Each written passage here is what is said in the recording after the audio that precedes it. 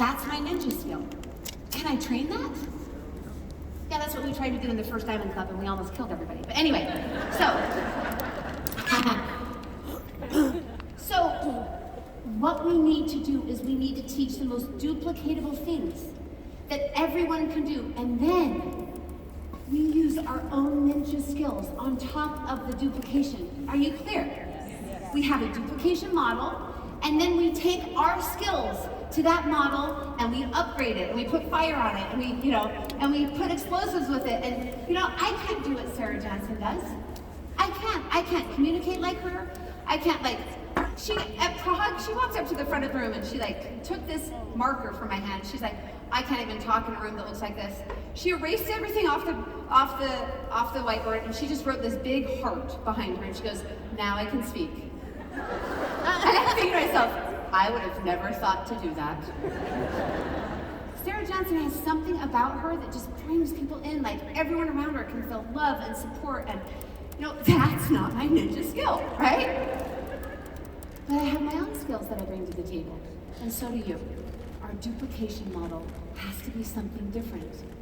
It has to be something that works over and over and over with tens, if not hundreds of thousands of people that are anywhere from elites to silver to presidential diamonds in all continents.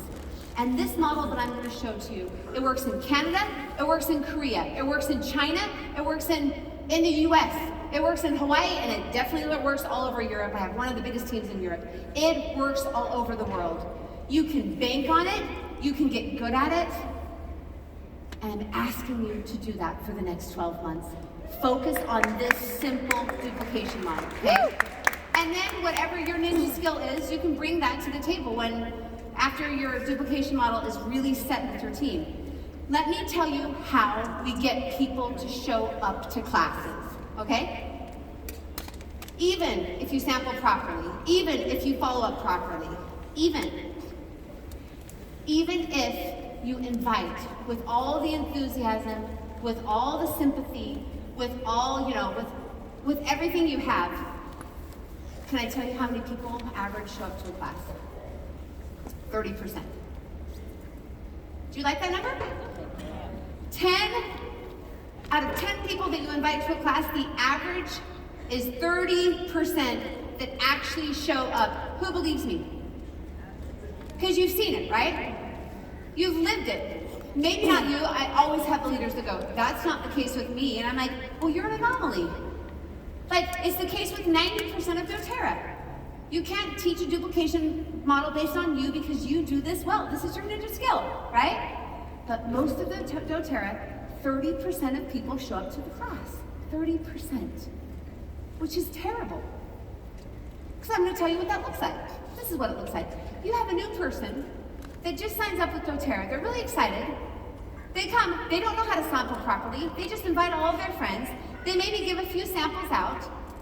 They have 10 people that said they would come, and so what do? They clean their house. Their spouse has to take all their kids, go somewhere for 2.5 hours, right? And then she comes up with this unbelievable, wild orange souffle. Or cilantro salsa. So she's baking this essential oil stuff for the class, right? And she's putting this incredible flowers and lavender and fields and all, everything out. And 3 people show up. 3 people show up. Out of 3 people, what is the average amount of people that sign up in a class? Out of 3. How many do you think? 1. The average kit that is purchased is what kit? The Family Essentials kit. That is, we just changed some of the PV and stuff like that, but how much PV is that? 110. What?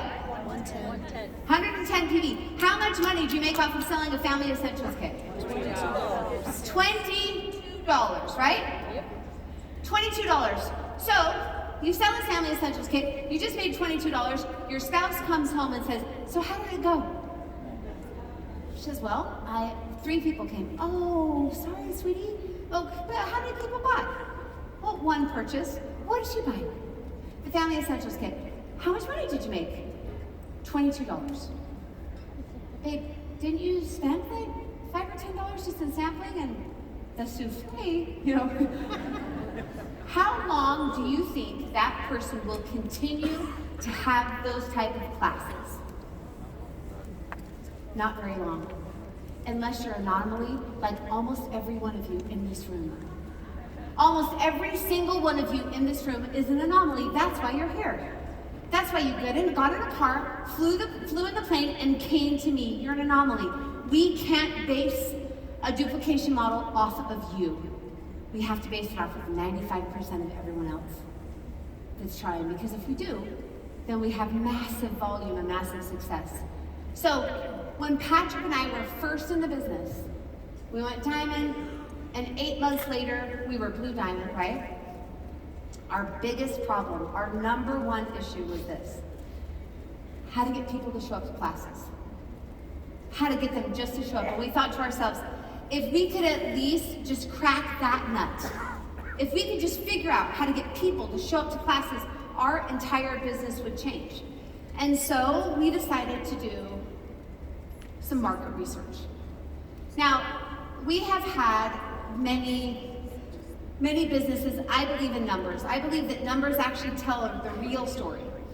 I think that sometimes in this business in doTERRA, we get so caught up in emotions, and we love this, we love that, but we don't really look at the numbers so that we can make good judgments about our businesses, right? Well, Patrick and I were used to businesses before that we had to look at solid numbers. We had to look at cash flow, we had to look at debt, we had to look at, is this actually working, right? Anyway, so we decided that we needed to do some market research about how to get people to actually show up to classes, and we were going to invest in this research. So I called up Emily Wright and I said, Em, this is what we want to figure out, and we're willing to put the money into it. She said, great, put the money into it. No, I'm just kidding. She said, super. And this is what we did. We wanted a baseline. In marketing, how many of you in here graduated in marketing? I know a couple. I know Spencer is in here, okay? What is a baseline when it comes to marketing? When you're trying to find a baseline, what is that? Do you guys know? It's where all of the numbers come from. That's where you base all of your numbers off of your baseline. And you have to create a baseline first for you to know if something is working or if something is effective. So we first asked the first question, and this was it. How would we get 100% of people to show up to a class? 100%. Let's first try and get 100% and see what it takes to get 100%, and then we're going to work from there to try and make it duplicatable. So what we did is we called tons of our leaders. Some of them were big leaders, some of them were brand new. Some of them lived in Hawaii, they lived all over the place, and we said, every class you have, we will give every person that comes to your class a free Family Essentials kit. Yeah. At the time it was, do you guys remember the Dr. Mom kit? Yep. Nobody? What's that? A free Family Essentials kit, right? So our leaders would have a class and they would say, I have 8 Family Essentials kits. For the 8 people that show up, they actually receive this Family Essentials kit for free. How many people do you think they got to show up to their class? They got 100%. We were able to hit 100%. That right there, my friends, cost me $60,000. That. Just that one thing cost $60,000, okay? How many of you are thinking, oh, I wish I would have been one of her leaders back then? No, you don't. Because guess what? Every person that came and got a Family Essentials kit, none of them got on LRP. None of them got on LRP. So we started with the Family Essentials kit, and we knew, okay, now we know how to get 100% of people to show up. Is this duplicatable? Nope. What would happen if I just decided that's my duplication model, this is what we're going to do? We would all go out of business, right? It's not duplicatable at all. So then we said, okay, we know that 100% comes with a free Family Essentials kit. Let's bring it down just a little bit. And so we went to, from a Family Physician kit, we went to, do you guys know what the Trio kit is? Do you know what that is? Right? Lemon, lavender, peppermint. Do you know how much it is? Yeah, it's about, well, it was 25, right? When we did it, 25, I don't buy them very much anymore. I think it was like 20 PV, 25 or something around there. And so we went down to the Trio kit, and we did the same thing, but this is, and I'm gonna tell you what we did. We actually had a website. Everyone had to record everything. How many people that came, what they did, like what their pitch was, if they used call or text or email. They had to write down who bought, what they bought, how long it took them after the class to buy it. Every single number was taken. And we all put it into this system, into this website, so we could look at the numbers and see what was happening. Well, we went down to $20. And I actually even told Emily at this point, I'm like, this actually could be duplicatable. Because if somebody came and they sign up with a kit for $20, but I give them something that's about $20, and I get them on LRP, I'm still making money from here on out. She goes, oh no, Allyse, it's not duplicatable. Nobody will see that. They don't have, they're just gonna see the immediate that they made no money. And I'm like, you're right. She's like, keep going. So we kept working down to the 5 mil wild orange. Do you remember this? And then we would just start giving everyone, okay, you get a 5 mil wild orange.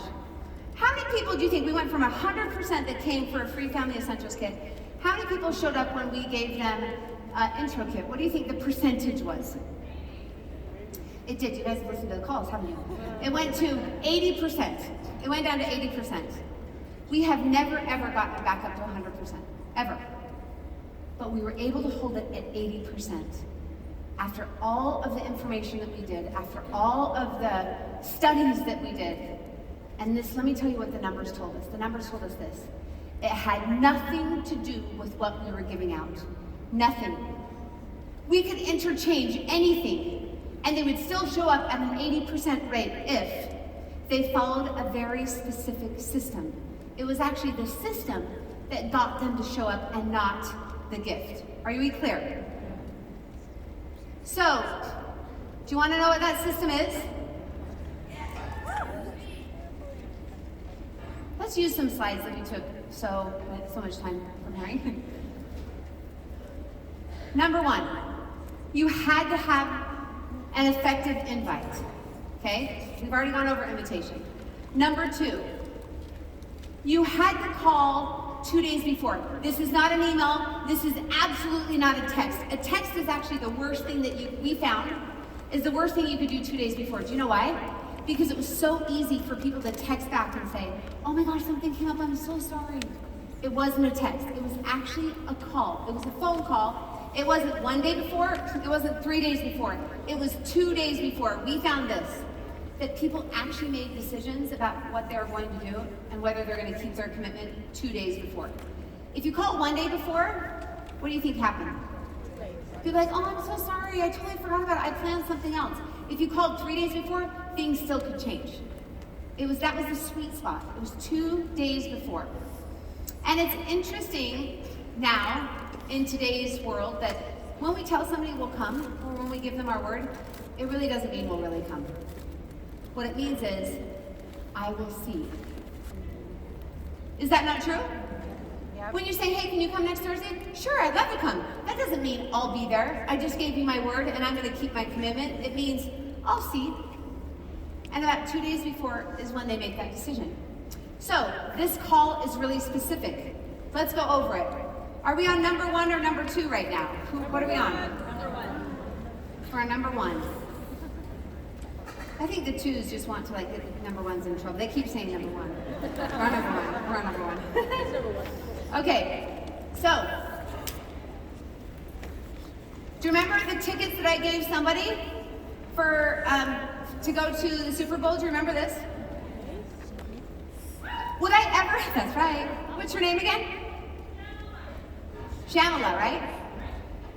Would I ever call Shamala up 2 days before the Super Bowl and go, hey Shamala, are you still planning on coming? Would I do that? No, because why? I would what? Assume that of course she's coming. These are Super Bowl tickets, she's super interested, she knows the value of these tickets, and I would act in a way, what I'd probably do 2 days before is like, okay, you bring the face paint, I got the little hand things, I'll meet you at this place right before, and I'm super excited, let's do this, right? That's probably the conversation that you'd have 2 days before the Super Bowl. It's not, hey, are we still on? Do you still have time? Is everything okay? Are you gonna use those tickets? I would never call Shamala up, but we do that all the time with our people. All the time. we call them up and almost offer an excuse for them not to come, almost assume that they're not going to show up. And what it does is it completely takes the value away from what we're doing. And my friends, I want to tell you this. I believe that Shamala coming to my class holds way more value than her showing up to the Super Bowl. The Super Bowl, she gets one day. It's one day and it's fun. She comes to my class, generations are changed. Generations are changed, right? It is way more valuable than Super Bowl tickets. And I believe that, and I act as if that is the case. So when I pick up that phone, number one, you guys are on, right? This is what you say. Hey, Shamala, I am so excited about this Thursday night at 7 p.m. Now, I just wanted to tell you a couple of things. Parking there is really, really hard. You actually have to park all the way around the back, and then you kind of walk through the back, but I'll be waiting for you there about 10 minutes before. So I just wanted you to know, I can't wait for you to come. I really feel like this is going to change your life and your family's life. Okay, I'll see you then. That's it. That's all you do. That's what our research showed. All you do is you call them back, you assume they're coming, you give them a couple of details about something about the event, and you say, I'll see you there. Or if you're picking them up, you'll say, I'll come and pick you up. This is what happens in someone's mind. They think to themselves, she already called me, then she dropped me off a sample, then she actually brought me another sample, then she invited me to a class, now she's calling me again 2 days before, and the sample cost something. Human nature is this, we want to reciprocate. For how much somebody gives to us, we want to kind of reciprocate back. So they found that if you have 5 contacts, almost no one says no. You've invested 5 times into this person. They almost never say no. They feel bad to say no, right? So you just call them, and it's an assumption. You assume they're coming. You never say, hey, do you still have time? So I'm gonna say it one more time, and then number 1, you're gonna practice with number 2. It goes like this. Hey, Shamala, I'm so excited for you to come to the class this Thursday at 7 p.m. I want to tell you about parking really quick. Around the back, it's really hard. It's actually really tight parking, so you kind of have to drive all the way around the back. And if you get there 10 minutes before, I'll be waiting for you, and then I'll show you kind of where to park and things like that. I think this class is going to change your life and change your family's life, especially your son that you said is dealing with ADHD. I'll see you 7 p.m., all right? Or 6:50. Boom. Number 1, you can use whatever detail you want to give the class. Try that with number 2. Go ahead.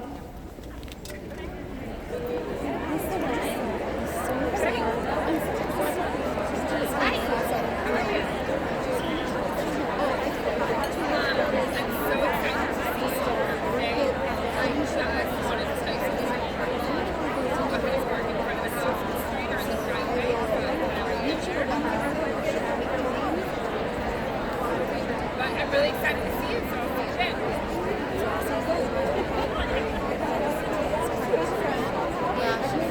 It just says caution aids when you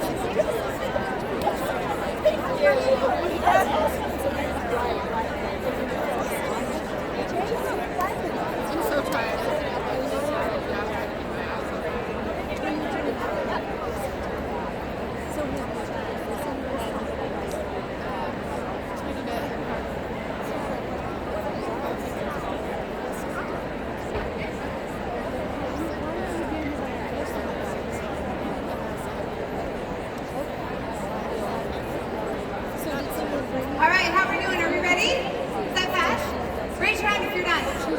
Okay, let's move on. Okay,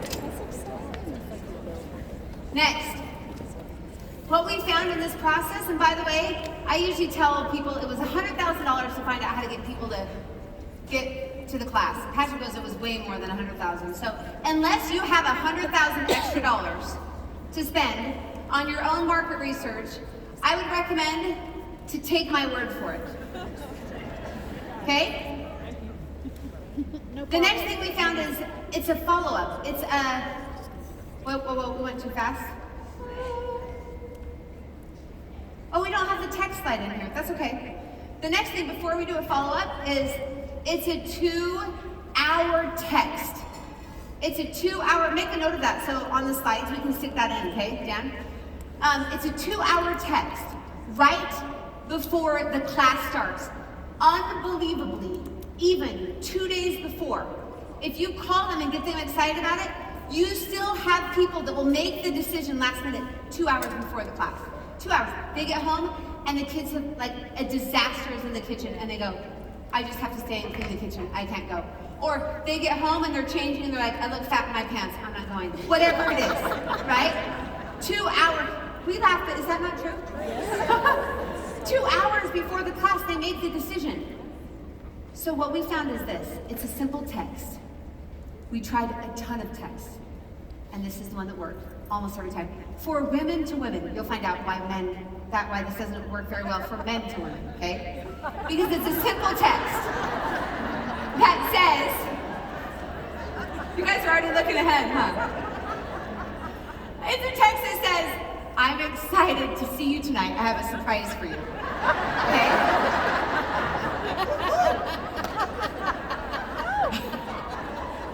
Steve, don't use this text. Don't do it, Steve. No. It might work if they're Okay, fine. now, and I'll tell you how boys tweak it, okay? But for a girl, to get a text, this is what happens. 2 hours before that says, I'm so excited to see you tonight. I have a surprise for you. Boom. Do you know what happens? They're like, oh my gosh. She gave me a sample. She followed up with me. She brought me another sample. She followed up. She called me 2 days ago, and now she has a surprise for me. They don't know if you've like knitted them a scarf. They have no idea. So it's that one little thing that just literally moves the dial and they show up. It's that one text that gets them to go, I have to go. She totally has a surprise for me. Sometimes they'll even text you back and go, what's the surprise? What do you text back? Come and find out. Come and see. Come and find out. It's a surprise, right? So what would boys say? Boys don't say, I'm really excited to see you tonight. I have a surprise for you, right? So what would a boy say? Especially to another boy, he would never say that. You know? But usually they just tweak it and they just say, I'm really excited for the class tonight. I have a small gift for you. That's it. Just barely tweak it. And it makes all the difference in the world, right? Let's just think about this just for a minute. I had somebody in one of my classes say this. They stood up and they said, that is the most manipulative thing I have ever heard. Like, this, she was kind of upset. She goes, this whole thing, that's so manipulative. And I looked at her and I said, let me tell you the difference between me and you. Because you don't believe that what you're offering at that class will truly change their lives, and I do. And to get them there to that class, everything past that will change their life. Do we not do things for our children like that? Do we not manipulate and put things together so they have amazing experiences that change their lives? Do we not do that, right? We know that if we get someone to show up to the class, and if we teach it properly, their lives are forever changed if they open up to the power of essential oils, are they not? So, do we stop short? No.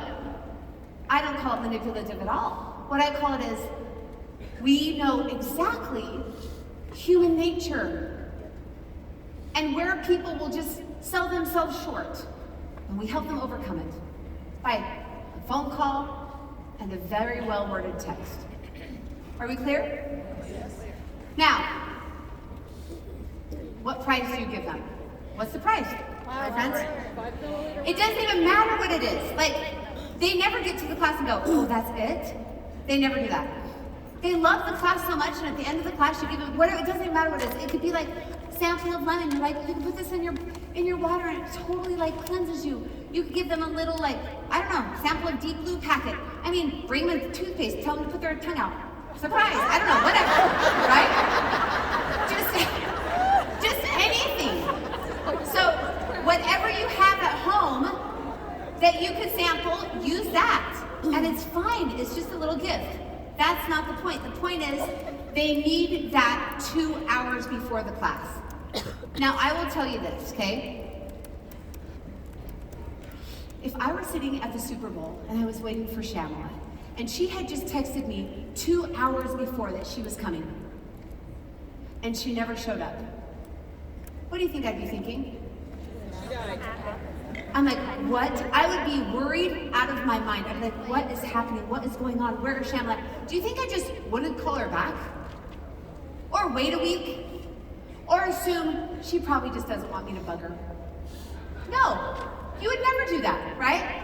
I act the same way with these classes because I believe that when they come to these classes, it's going to change their life.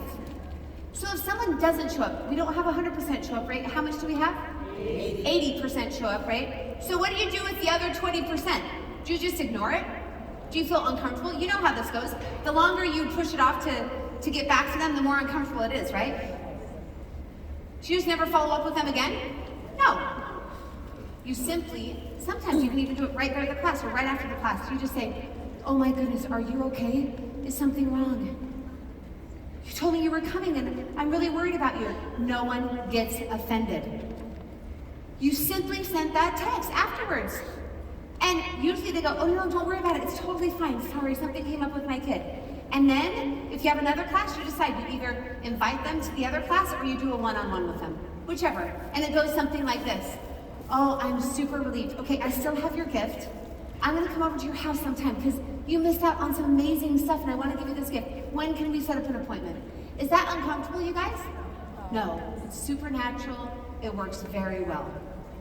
If you feel like they do better coming to a class and not a one-on-one, do you guys know the difference? Do you know when you should invite someone to a class and when you should invite someone to a one-on-one? Do you know? Well, there's two different types of people usually. There's a person who's really influential and they are leaders. And there's people that are followers and that really love to see other people doing something at the same time. If you invite a really influential leader to a class, many times it's a negative because they kind of look around and they think, oh, I'm not the first to market. These people are already doing this. Or they judge themselves based on other people. They're like, well, if they think they're all that, you know, I'm like better than these people or whatever. Those people you do a one-on-one with. You sit down with them one-on-one and you share with them the opportunity and you get them excited. I would never have invited Melanie to a class. She's a really incredible business person, has a very incredible business right now, and so I invited Melanie and we did stuff one-on-one. I didn't bring her to a class. Now, if you have people that are more followers, or it would be better for them to see a lot of other people excited. They come to a class and they look around and they're like, oh, I'm not weird. They like it and they like it, she likes it and she likes it. Like, this is a cool thing. Those are the right people to come to a class. Because the more people that are doing something gets them more excited. It gives them courage. Is this clear? That's between a class and a one-on-one. So after they don't show up, you can decide, do you think that they're likely to come to a class or would it be easier to go to their home and do a one-on-one? And that's how you decide there. That's the follow-up. You follow up right away with them. I've never had anyone offended when I say, are you okay? I'm really worried about you. They're like, oh no, something came up. I'm so sorry. I knew you were in the middle of a class and I just didn't text, but I wasn't able to make it. Oh, that's awesome. Okay, great. I still have your gift. I really want you to get all this information. I'll totally come over and I'll share it all with you. You will? That's amazing. I've never had anyone go, no thanks, that's okay. You went that far with them, right? So, really quickly, that's the follow-up if they don't show up. Now, I want to be super clear about something. This process that I'm leading you down, 80% of the people, if you do this correctly, 80% of the people show up to your classes over and over and over and over again. Everywhere in the world. I once was mentoring a couple, and they came to my house, and they said, Allyse, we really, really want you to host a class, or to teach a class for us. And I said, okay, I will, as long as, I was presidential at the time, so some of you don't have the luxury of being able to say this, but I could at the time. And I said, I will, and only on these conditions. If you follow the duplication model perfectly, and if you do, I will come and teach it. If you don't, you're on your own. You have to teach your own class. They're like, okay, totally, fine. So anyway, they went through, the day came, it was probably maybe 2 weeks out. And a couple days before, it was 2 days before, towards the night, I talked to them and I said, so how did your 2-day follow-up go? Did you call everybody? And they're like, oh yeah, we forgot to do that. But a lot of people are coming anyway. What did I say to them? Well, I guess you're teaching this class on your own. And they're like, no, Allyse, everyone's expecting you. And I'm like, everyone is not gonna come. There'll only be a few people there and you can handle it. You're on your own. So 2 days later, they had a class only. A couple people showed up. So the next Monday, they came back for their regular mentor session. And they said, okay, I promise, please give us another chance. Like, please give us another chance. And I'm like, okay, only if you follow the exact duplication model. They said, okay. So this time, it was the day before that I reached out. Actually, I didn't reach out, he called me. And he said, okay, I'm really nervous. And I'm like, oh no. Did you not and he's like, no. I was just so nervous that I wasn't gonna have enough people there for you that I invited 20 people. Now, you want to invite only 10. You invite 10 and about 8 show up. For every 2 to 3 people in your class, you should have 1 wellness advocate. 1 for every 2 to 3. So if you have 8 people there, how many wellness advocates should be closing that class? 3, right? The best closers can get through 3, maybe 4, but that's the very best closers. Most people close between 2 or 3 people, and then guess what? Everyone leaves. You only got about 15, 20 minutes at the end of the class before people leave, and then they go, hey, just call me. And that's way difficult, is it not? So, he said, I was so scared I invited 20 people. I'm like, you what? Oh, and it must have been actually the same day, because this is what he said. He goes, Allyse, yeah, it was the same day. He said, Allyse, I have 16 people that are coming. 16 people texting me back that they're showing up. It was at the time of this, it was me and him that were gonna be at class, maybe his wife. So I frantically called up, where's Spencer Pettit? Spencer, are you in the room somewhere? Hey, do you remember this? So I called up Spence, and I think